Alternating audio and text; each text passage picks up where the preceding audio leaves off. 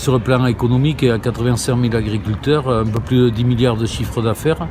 Et la spécificité de la ferme ALPC, c'est d'avoir 155 indications d'origine de produits qui couvrent bien plus que la moitié du chiffre d'affaires à la région.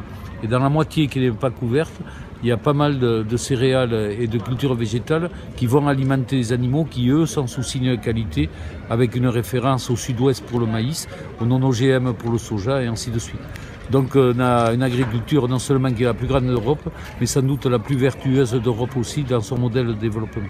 Il y a 300 000 visiteurs qui viennent nous rendre visite au parc d'exposition de Bordeaux. On a l'habitude d'avoir ce visiteur-là avec cette année un programme qui a été aménagé avec un premier week-end consacré à l'élevage et un deuxième week-end consacré à l'animation autour du concours des vins et de la viticulture bordelaise, mais pas seulement bordelaise, la grande région aussi. Le paysage agricole, notamment de l'élevage, est en crise.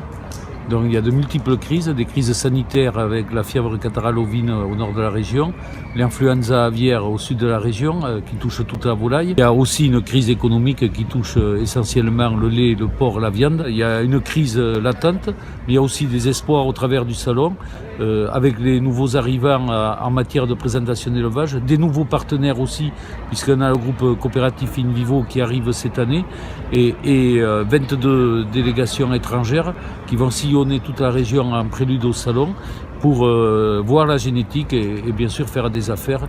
Donc c'est une opportunité aussi pour donner une visibilité internationale à l'élevage de notre grande région.